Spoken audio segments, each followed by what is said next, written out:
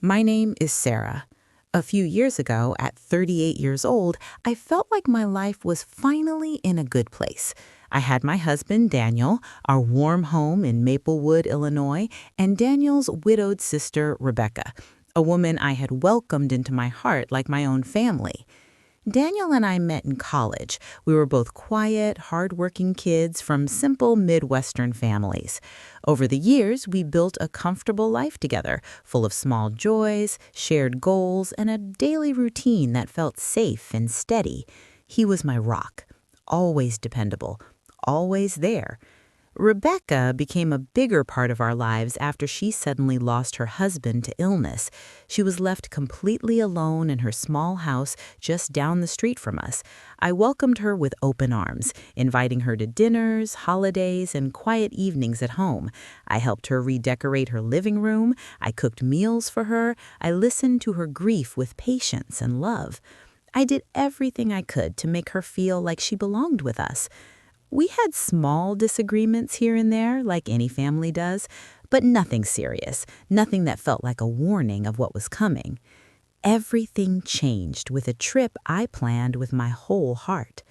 I decided to organize a 2-week vacation to Barcelona, Spain, that beautiful, sun-drenched city where the air smells like sea salt and warm bread. It started as a trip just for Daniel and me, a chance to slow down and reconnect after months of busy, rushing life.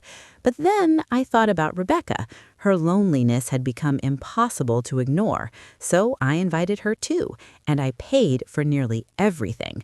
The flights, a charming boutique hotel in the Gothic Quarter with a balcony overlooking ancient stone streets, meals at cozy tapas restaurants, tickets to visit the breathtaking Sagrada Familia.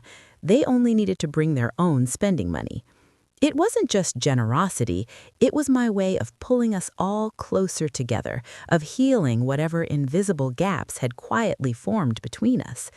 The day I surprised them with the news, we were sitting at our kitchen table back home. Sunlight poured through the big bay window. I held the printed tickets in my hands, nervous and excited at the same time.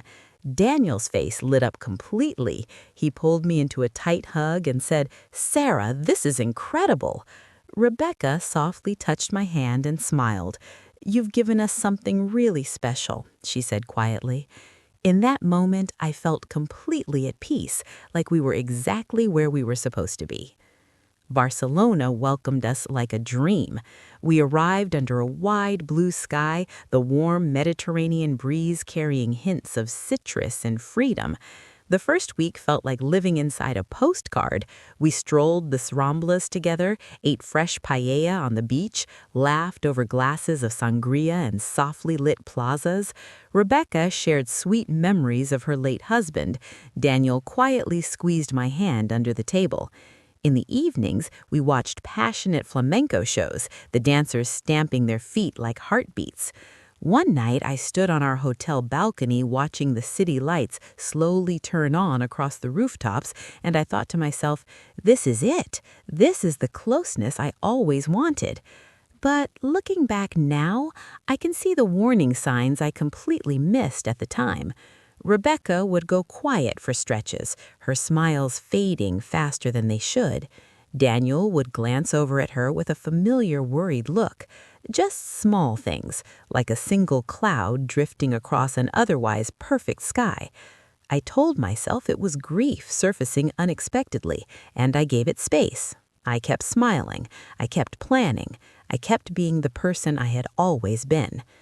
As the days went on, the small signs grew harder to ignore. Rebecca fell a step behind us during walks. One afternoon at a harbor cafe, she pushed her entire plate of food away without eating a single bite.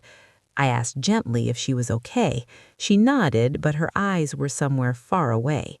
Daniel quickly changed the subject. The moment passed, but it stayed with me like a small stone in my shoe. By the end of the first week, during a beautiful sunset walk on the beach, Rebecca said she was tired and wanted to go back to the hotel early. Daniel walked her back, leaving me standing alone at the water's edge. I watched the waves roll in and out, questions churning quietly in my mind. Something was wrong. I could feel it, but I pushed it down, turned back toward the city lights, and told myself I was overthinking. I wasn't. Then came that Monday morning. I woke up to golden sunlight filling the room, but something felt immediately wrong.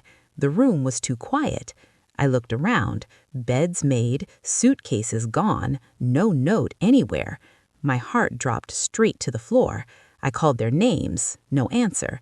I grabbed my phone with shaking hands and called Daniel, no answer. Called Rebecca, no answer. I paced the room, the balcony door half open, the cheerful sound of tourists below making everything feel even more surreal. Then my phone buzzed. Rebecca's name on the screen. I answered immediately. Her voice was flat, emotionless, like a stranger reading from a script. She told me they were at the airport. They were going home early. She said she couldn't spend another week with me. My presence bothered her. She couldn't explain exactly how or why, it just did. And Daniel had gone with her. I begged for an explanation. She gave me nothing.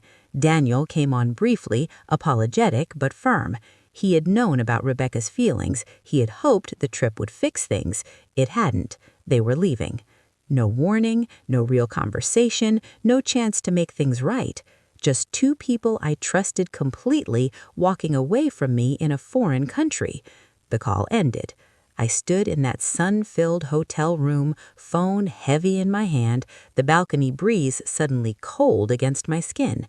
The betrayal didn't come like fire. It settled in slowly, like realizing the ground you've been standing on was always made of sand. For hours, I couldn't move. I sat on the edge of the bed, staring at the empty spaces where their suitcases had been.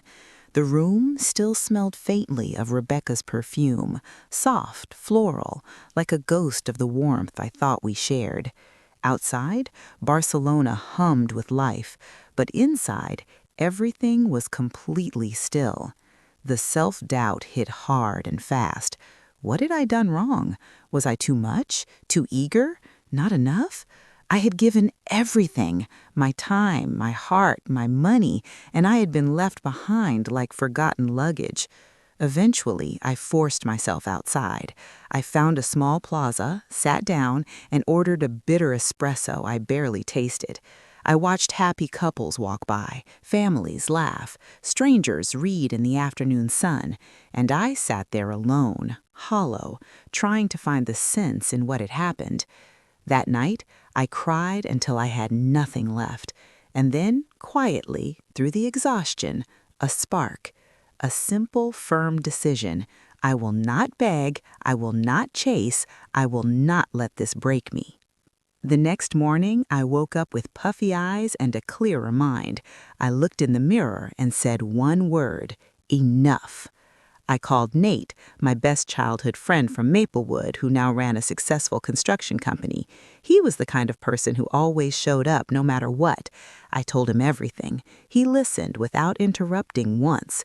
When I finished, he said simply, "Sarah, you don't deserve this. What do you need?" The plan was simple. Nate's job sites produce enormous amounts of fine sawdust, the kind that gets into absolutely everything and takes forever to clean. What if that sawdust found its way into Rebecca's house before they landed back home? Not damage, not destruction, just a small, visible consequence, a physical reminder that what people do to others doesn't just disappear without a trace. Nate laughed softly. That's actually brilliant. He still had the spare key I had given him the year before to check on her house during a storm. He would handle everything before their flight landed. I stood on the hotel balcony as he got to work, holding the cool iron railing, the morning air fresh against my face. This was not rage. This was not cruelty. It was a calm, deliberate response from a woman who had decided she was done absorbing other people's pain without any consequence to them at all. A few hours later, Nate sent photos. Rebecca's once neat and tidy home was now covered from corner to corner in fine golden sawdust. It coated her beloved blue curtains. It settled into her porch swing cushions. It dusted every surface in every room. I was relaxing in the hotel jacuzzi when the photos arrived. I looked at them for a long time, and then slowly I smiled.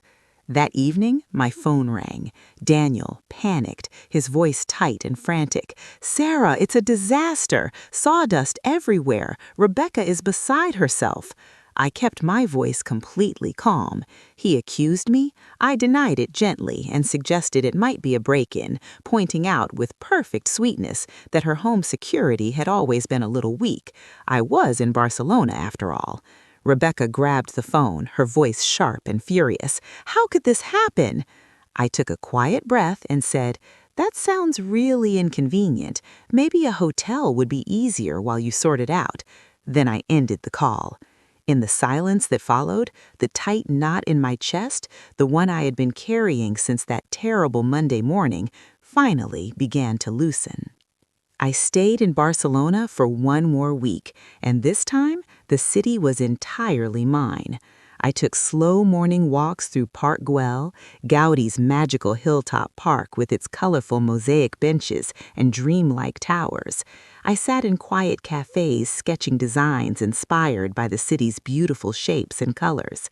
In the evenings, I ate alone at the harbor, fresh seafood, a glass of wine, the gentle sound of water. I was not lonely. I was at peace. The hurt didn't vanish completely. Grief never does. It came in waves, softer each time, and after each wave, I felt more like myself again. When I came home to Maplewood, autumn leaves were crunching under my feet and the air was cool and clear. Rebecca's house took days to professionally clean. She was furious throughout the whole process. Daniel apologized in broken, incomplete pieces, the way people do when they know they failed but haven't fully faced it yet. We talked, quietly, carefully, over morning coffee. He admitted he had known about Rebecca's resentment for a long time.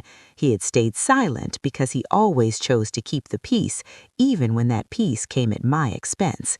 Rebecca never explained herself. I stopped waiting for an explanation that was never going to come. Over time, things settled into a new normal. Family gatherings became less frequent, polite but distant, like neighbors who wave across a fence. I rebuilt old friendships. I went deeper into my work. I found happiness in small, quiet moments that belonged entirely to me. Looking back, that trip in Barcelona took away a comfortable illusion, the story I had told myself about how much we truly meant to each other, but it gave me something far more valuable in return.